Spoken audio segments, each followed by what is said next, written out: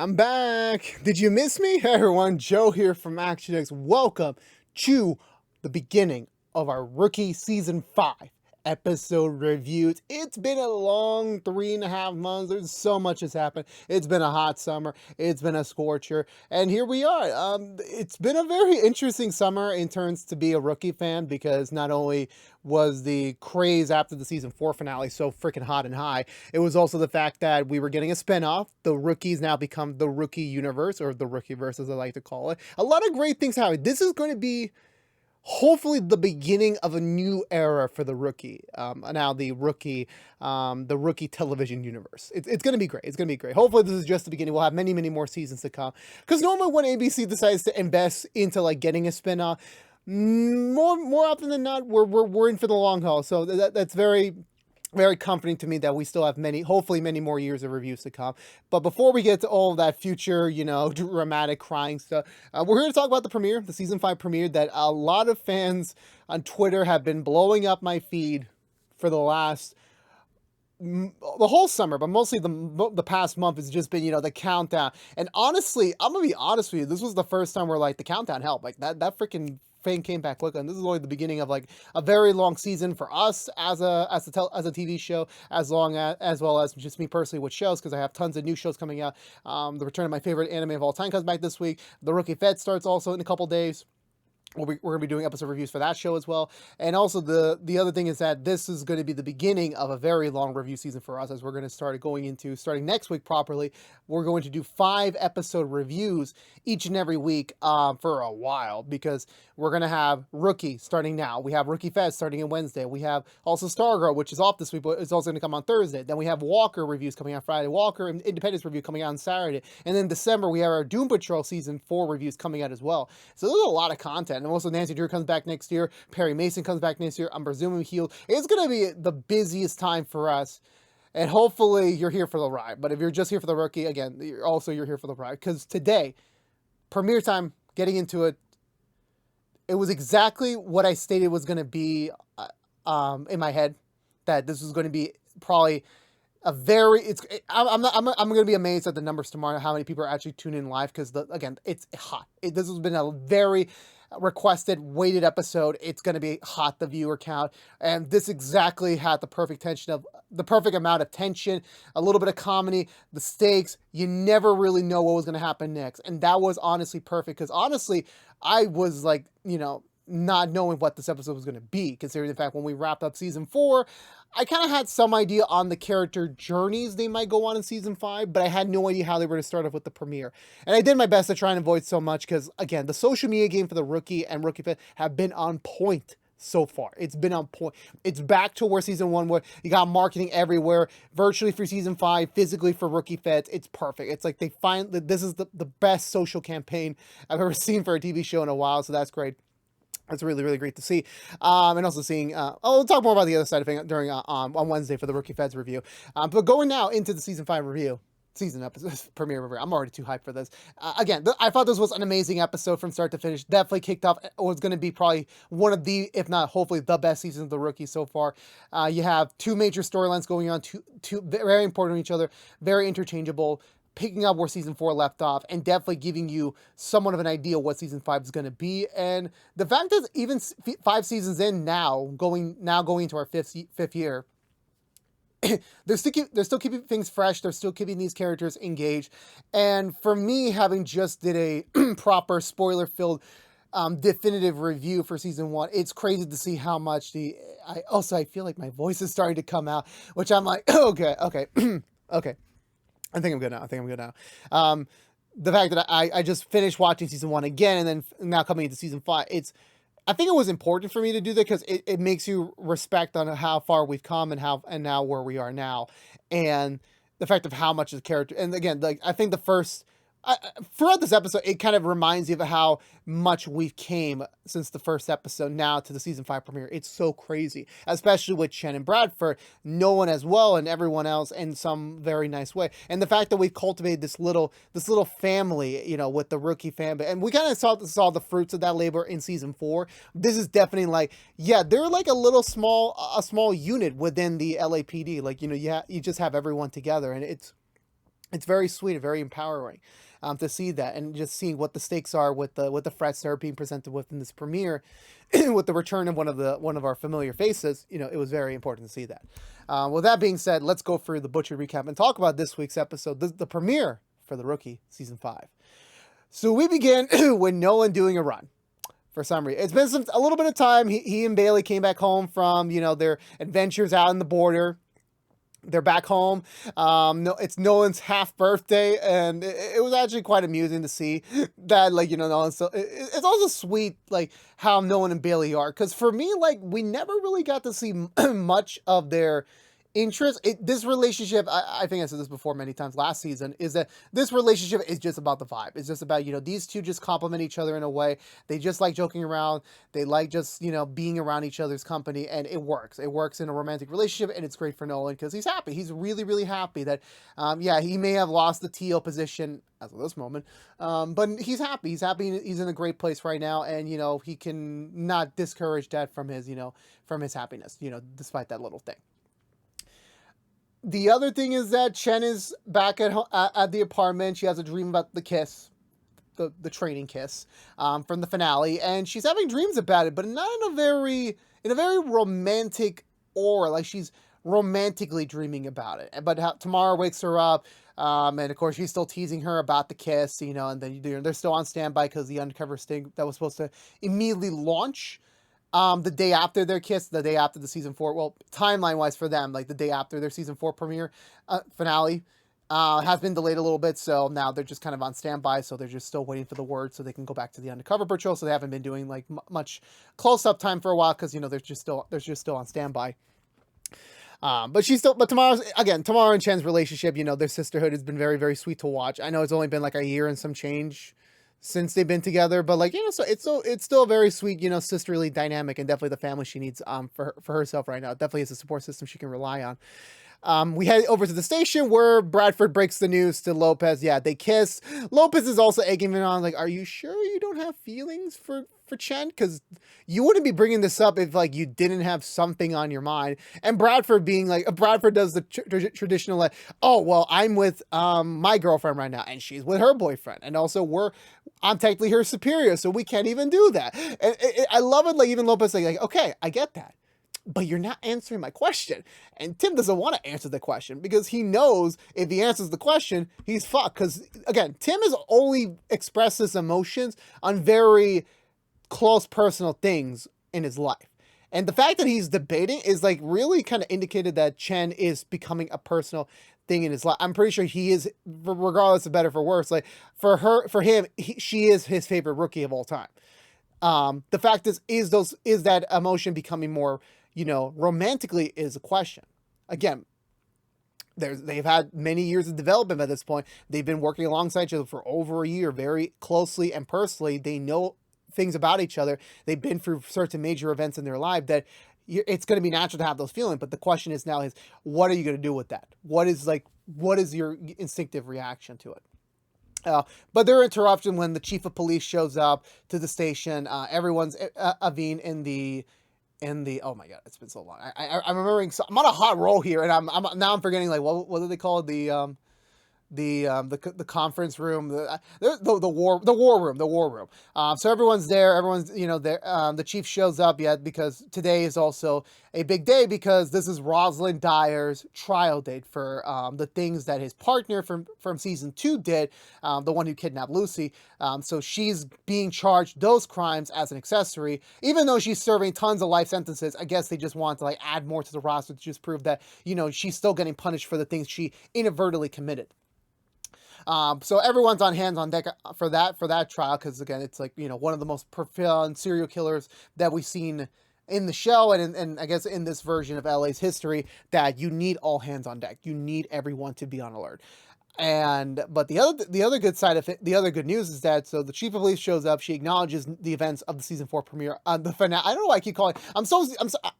My brain's tired. It's been a long day for me. The season 4 finale, where Nolan had, like, that big battle over at the border, and she's here to acknowledge that. Like, that was a very brave thing. You had barely any resources. You had a very lackluster team behind you, but you still got it done. You're still here to tell the story. You got a ton of people arrested that day.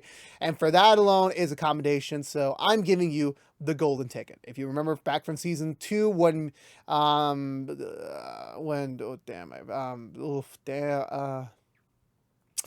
oh, damn, I forgot the names again. Oh no, it's been so long. The hiatus brain has returned.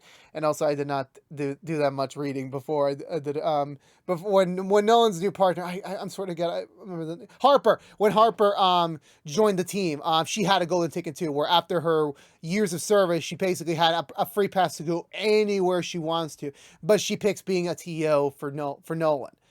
Instead of going straight back up to detective or anywhere else. Now Nolan's got that golden ticket, and everyone's happy. Nolan needs a few days to think about it, but everyone's just like giving him recommendations, like you should be a recruiter because you get to go around the country, recruit people to specifically join the LAPD. Bradford's recommending aviation as a backup career in case he does somehow flunk out of policing. There's also forensic, there's the K9. There's a lot of options for Nolan to go through. And Nolan jokes around like, well, I can use this to get back to being a training officer. And everyone laughs because even Grace like has a better suggestion, like, go be a detective. Like, this is what you've been wanting here originally when you came here, so why don't you go back on that path? And again, it's another callback to season 3 where he said like, yeah, after that whole event with that premiere, like there was absolutely zero chance that you were ever going to be a detective. And now here's the opportunity for him to show Gray, you're wrong. And even Gray's like, I love to be proven wrong, and you did. And again, it's just such an indication of like how much Gray has of respect for Nolan, like of how much like he's earned his trust over the past of the show. And now getting to this point, it was all great to see. This was like all a massive payoff for like the last 4 years alone. So that was great to see. But he still has something to decide. Right now they have to focus on Rosalind and everything else. So they're splitting up because Bradford gets a call from the because he still has to pretend he's dim, as they like to call it. They finally get the call. They're about to meet up in like an hour. They're about to get like the full details in a bit. So they're teaming up with someone else that both of their other selves know.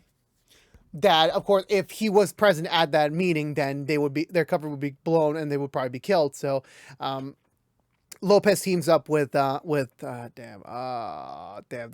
new Rook. Damn, I finally remembered his name at the end of last season, and now I forgot again. I'm like, God damn it. If they want to say his name's Aaron, I could be completely wrong. I apologize. I'm gonna get back. I'm gonna get back to that next week. So they go off to kind of arrest him. They find an illegal gun in his illegal car, so they already arrest him on that. So they pulled him out. So Chen and Bradford must be cleared to go in and like actually infiltrate now. So we're splitting up. Rosalind's back. Oh yeah, no, technically the episode began with Rosalind. Rosalind is being transferred over to the courthouse to begin her trial. So they're heading off over there. Nolan is part of the security detail to make sure every single second Rosalind's transfer to the courthouse and back is fully covered, that there's no open holes in there. Nolan meets up with a lot of familiar faces in the Rookie universe right now. We have obviously his girlfriend Bailey. We have the ADA, which is Chen's boyfriend. The DA, played by that actor. I remember his face from somewhere, but I completely forgot. And so it's a very tight team. Like they're all ready, they're on standby to make sure that everything is fine, that make sure Rosalind does not escape. Again, I don't know why. I was kind of thinking they were going to pull in one of the new Feds characters. I don't know why I thought that, because I know that it's mild spoilers. Nolan's going to be in the premiere in a couple of episodes for the Rookie Feds. I know that's for a fact, so I thought they were going to be returning the favor with it. But I'm thinking to myself, wait, hold on. You wouldn't introduce all these new characters on a different show yet. So I'm like, yeah, they're not going to do that. So because like the amount of times they mention the Feds, like we get it. There's a show called Feds now. So I'm like, we get it. You don't need to keep saying it every fucking 5 seconds. Rosalind arrives. It's like the first time her and Nolan have physically been together in the same room since season 3, I want to say. So it's been a while. It's been a long while. Again, when I made that review for season 3, I thought we were never going to see Rosalind again. Like, that was it. I hope we never get to see her again. 2 years later, here I am. Let's go. So they have a very awkward reunion. Turns out that Rosalind's been up to date with everything that's been going on in the Rookieverse as of late, with, Tomorrow joining the family, and then also just all, Nolan's new girlfriend, just all the new additions to Nolan's little family, and Nolan's just like being very bare bone, being very basic, just trying to like not give her the satisfaction of giving her any acknowledgement, like, yeah, my personal stuff. Whoopee. So they head over. We get to see Wesley, who is here on a different case, but Rosalind's lawyer also shows up, which is kind of weird. Wesley notices because like, you're mostly into corporate law. What are you doing here defending a criminal case? And she's like, well, I want to branch out. That was my dad's stuff. I'm here to like diversify. And of course, why not be your first major non-corporate case be for one of the biggest serial killers on the planet? Okay. That's a fair point. That's a fair point. She meets up with Rosalind and the others. She's already doing her big lawyer spiel of like, I'm not lawyer spiel. I'm just saying like, trying to like get them to be private. That like, like, okay, hey, look, listen, Rosalind is in terms of her conditions to be allowed to be wearing civilian clothes during this trial. So to at least keep her somewhat in neutral ground. So she has the allowance. If you do not grant her this privilege, we can sue you for not abiding to court orders. And they're like, fine, get changed. The main guard that was watching her goes along with them. But there's a moment of weakness because the lawyer actually was in on it because Rosalind has corrupted yet another person, and the lawyer kills the guard, and this was all part of their scheme to escape. So eventually everyone notices that the guard is dead. They start looking around for Rosalind. Nolan briefly thinks he finds her, but it turns out to be the lawyer in disguise with a wig, but Rosalind already escaped the court. Yes, now it's a big mass hysteria. Meanwhile, over at Chen and Bradford's side of things, they're back into Dim and Juicy. Oh my god. I still cannot get over the names Dim and Juicy. I know that's not their real names. It's just much more easier for me to remember what they're calling them, like nickname wise on the show. But my oh boy. What? Well, anyway, what can you do? So they're going ready. They get the call that they're going to meet on an airstrip, which they're kind of concerned by. Like, why are we going to an airstrip? Most likely they're going somewhere else that's outside of LA. Lopez wants to pull the whole operation because once they're up in the air, they have no backup, so if they get exposed, no one's going to show up to save them. And even though they have the flight plan, the problem is that once the flight plan thing gets approved, that's when they'll figure out the location. But there's still a lot of uncertainty, especially like in the fact that they'll have no support. Thankfully, New Rook has the idea because I completely forgot he's still rich, so he has access to a private jet. So he and Lopez will be following them on by air, which is a little sus because like even any pilot would be like, hey, we got this other plane like very close to us. Should we be alarmed? Like exactly going our same flight plan or everything, but. Regardless of that being said, but they decide to go and head out. So they drive up to the airstrip, already acting like so close together, like a couple. They managed to like kind of breeze their way through it, like a little bit of a hiccup. Like I could tell they were like a little bit like iffy, like this isn't exactly them, but maybe they're just horny. They just supposedly had a sex section, so whatever. Everyone boards on the plane. They fly out, so both parties fly out. So we're up in the plane. They're getting pre-funded. They're doing a robbery in Las Vegas, so it's a pretty big deal for them to get this many people involved. And like the whole being from LA to Las Vegas would kind of deter some people. So they're getting the spiel of it, but eventually they get the news in the plane that Rosalind has escaped. Obviously, Lucy gets knocked out of her juicy persona, goes back to Lucy. Bradford has to go recover for her, and they go back on the topic at hand. They eventually use a moment of trying to join the Mile Highs Club to like get away from them to have a private moment to talk. Chen is obviously still shaking the fact that Rosalind's out again, that she's out there causing more mayhem, and like but Bradford's like, look, there's nothing we can do right now. We're not there to help out. We got this operation, like we're already knee deep, like we can't even back out if we want to, like because we're stuck on this plane. So we need to finish this mission. So you have a choice right now. Like the moment we land, if you want to pull out, we can pull out. Otherwise, we have to keep up our appearances and act accordingly. So, which honestly is fair because, like, yeah, Lucy's like, okay, yeah, there's nothing we can do. All of our people are back home, so like, yeah, they'll handle it. We'll join when we can if they're still going. So they continue forward.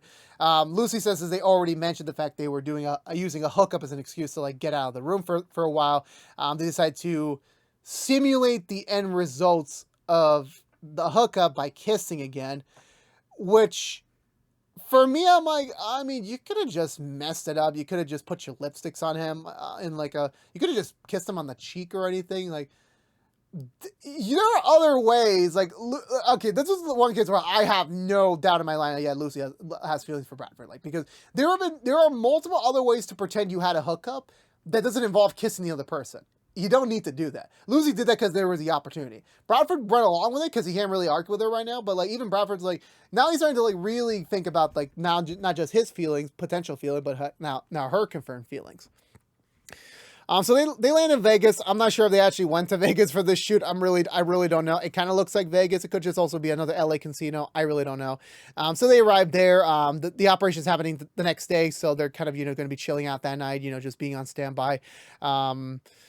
However, their cover's nearly blown when Dim's actual other romantic interest or hookup or partner, I don't really know, shows up. She gets mad at him because, he never returned her calls and he left in a bad mood. And obviously Bradford doesn't even know what the fuck was going on, so he's trying to go with the flow here.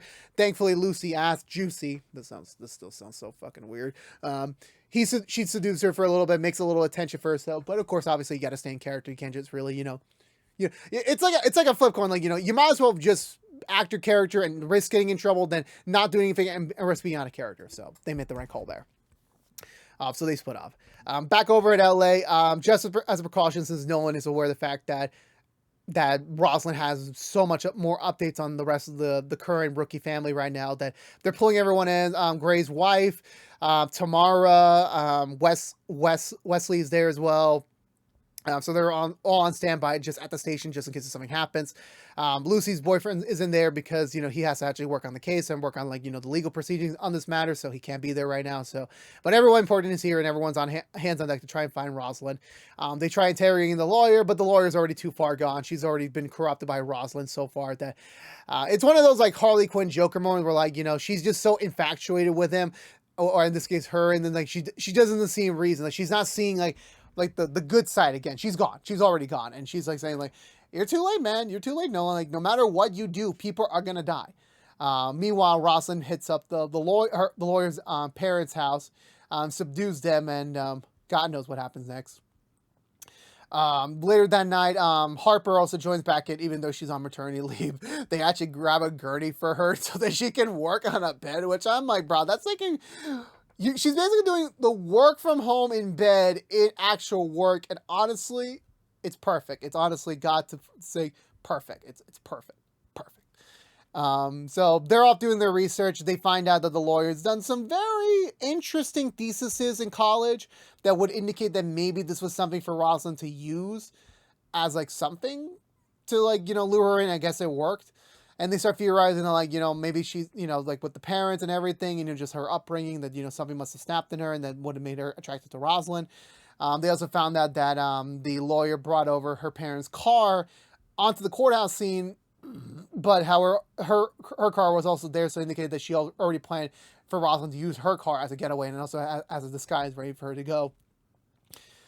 And then I want to say afterwards, so they head over to the lawyer's parents' house.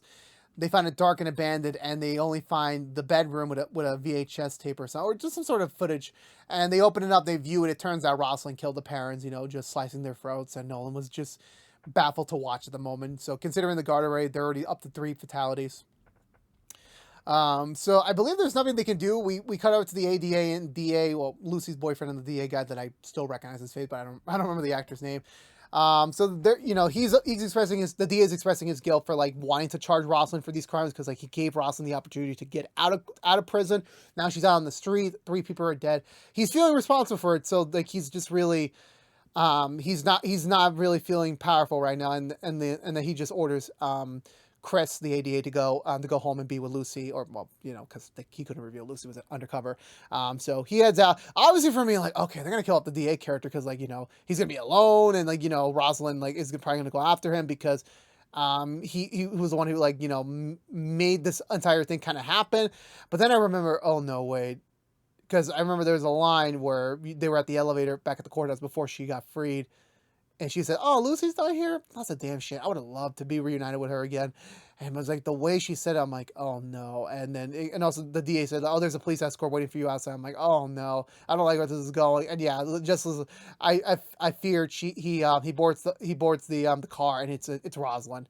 And I'm presuming that Rosalind also killed the police officer that was supposed to guard him. So that's 4 people she killed already. So they drive off honestly. Tim and Lucy head over to their hotel room. Again, it's still like the matter of, the kiss and everything. And, they're obviously, oh yeah, I forgot there before.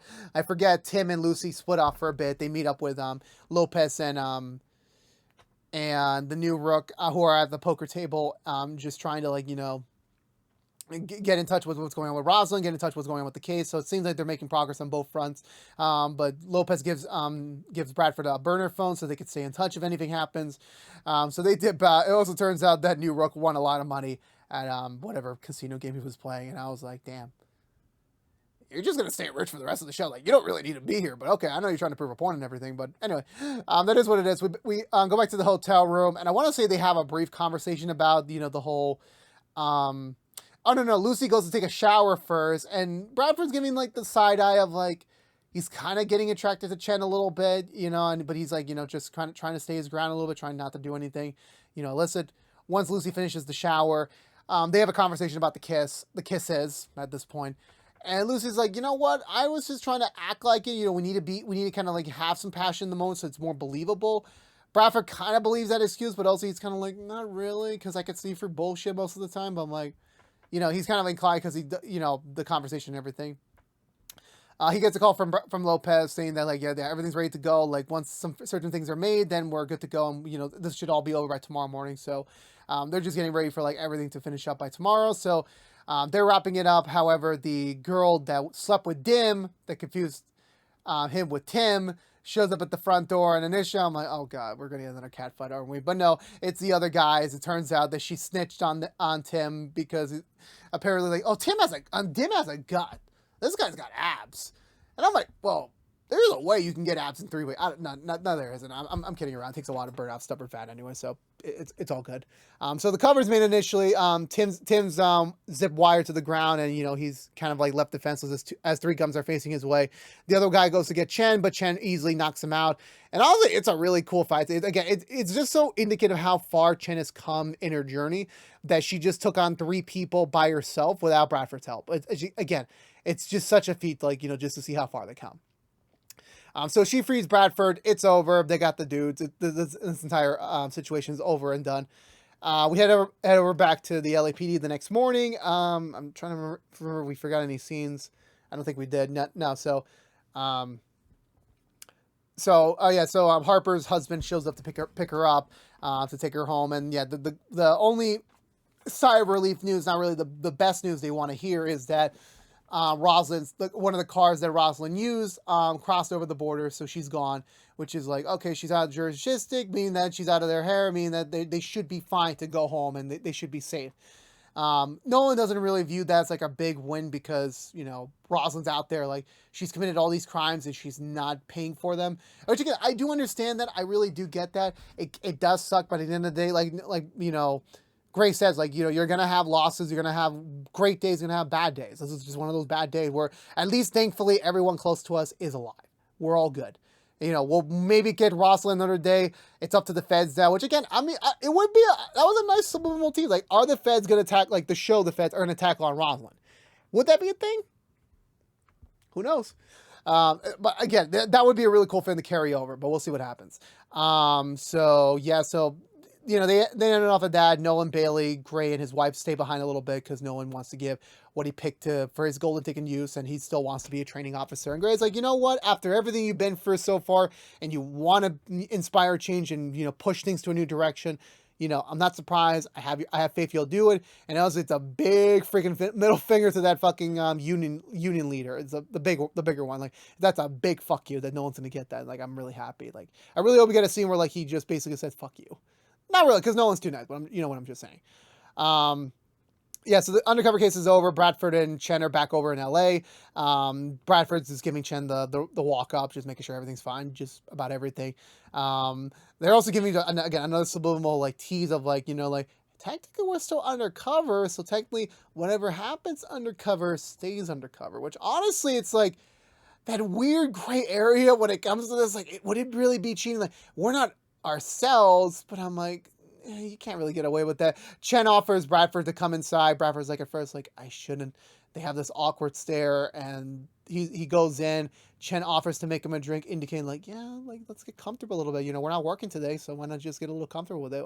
It's very indicative. I swear to God, I thought it was going to be another cockblock moment from Tamara, where she would just walk in, just see the next kiss. But I'm very sad to say Lucy notices Chris's body on the couch. She goes over to see him because maybe he just fell asleep on the couch, and she's going to try and write this off as just like, you know, a congratulatory drink. But no, it's his wrists were sliced open. He's still got a pulse, but a lot of blood's been bleeding.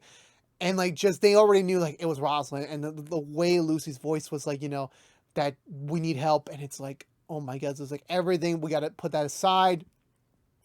And it's just like, my God, like, you know, it's just, what the fuck is gonna happen? Like, is Chris gonna die? And the way they left it off, like, you don't fucking know. And that's like, I was like, damn, I was not expecting that. I thought the DA was gonna go. I thought someone else was gonna go. I wasn't expecting him to go. Like, I knew that's gonna be potentially one less obstacle for Chenford fans, but I'm like, he didn't have to go out like that. But we'll see what happens, because that was the end of the episode. I was like, damn, I can't wait for next Sunday. But I'm like, damn. But yeah, so again, this was a great episode for I think it's one of the better premieres. I haven't it's so hard because like they've had such great premieres. I think it's already better than series premiere aside. It's better than 2. I want to say it's better than 4, but the tension were high in 4. It's a tie. It's a tie right now. It's been very consistent. The premieres, like, it always has a great setup to the season. This time, leaving us with that cliffhanger. You don't know what's going to happen next. So it's definitely a new approach for them. So I can't wait to see how it's all going to, you know, continue onwards next week. Hopefully, it's not a quick resolution, but just, you know, just keeping the suspension high.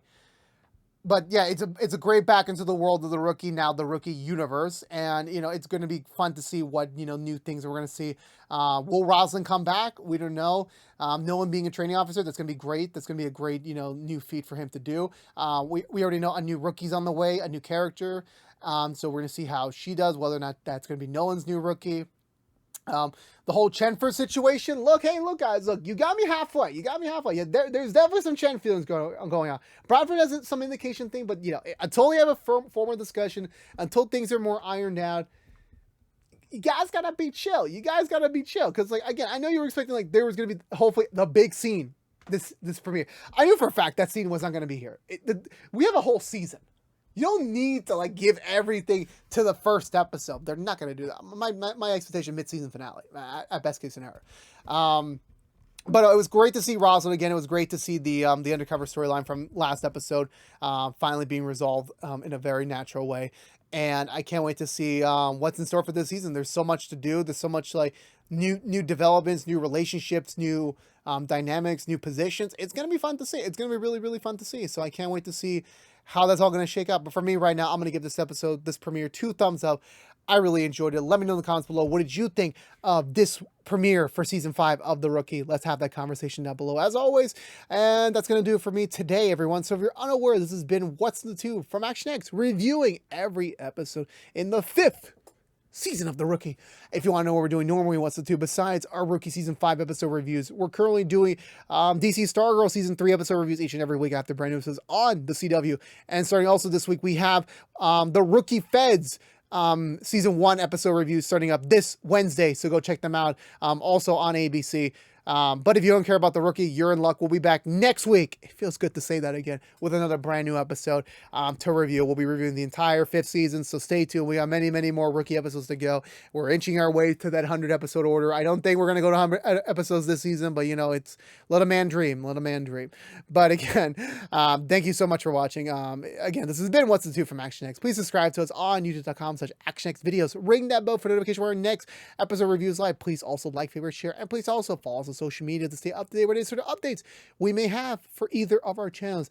But until then, for all you members of the Rookie Nation, it's great to see you again. It's great to be back. It's great to be back in this chair, talking about one of my favorite shows on the air right now. It's great to have that feeling again, and it's only the beginning. It's only the beginning of many, many more Rookie-related reviews to come. But until then, until we see each other next week, stay safe out there, be good to each other, and as always, peace out.